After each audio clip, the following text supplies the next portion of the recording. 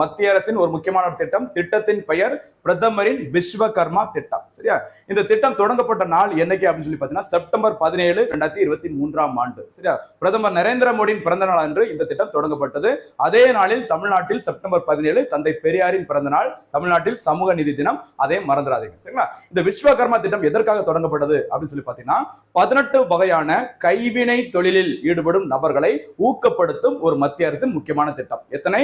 18 கைவினை தொழில். சரிங்களா? அது இந்த முடித்திருத்தம் செய்யறவங்க, அதே மாதிரி இந்த பானைகள் செய்யறவங்க, இசை கருவிகள் செய்யறவங்க, இந்த மாதிரி 18 வகையான கைவினை தொழில் யாரெல்லாம் இருக்கிறாங்களோ அவங்கள ஊக்கப்படுத்துற மாதிரி ஒரு திட்டம் தான் விஸ்வகர்மா திட்டம். சரியா?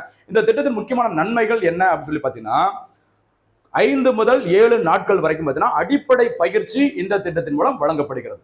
அதே மாதிரி மேம்பட்ட பயிற்சி அப்படிங்கிறது 15 அல்லது 15 நாட்களுக்கு மேற்பட்ட நாட்களிலும் இந்த பயிற்சி வழங்கப்படுகிறது. அந்த ஒவ்வொரு பயிற்சி காலத்திலும் ஒவ்வொரு நாளிலும் 500 ரூபாய், சரி 500 rupees பார்த்தீங்கன்னா இலவசமாக வழங்கப்படுகிறது. இதுல முக்கியமான சிறப்பம்சமே என்ன அப்படின்னு சொல்லி பார்த்தீங்கன்னா அந்த கைவினை தொழிலாளர்களுக்கு தேவையான கருவிகளை வாங்குவதற்கு ரூபாய் 15,000 வரைக்கும் இலவசமாக வழங்கப்படுகிறது. சரிங்களா?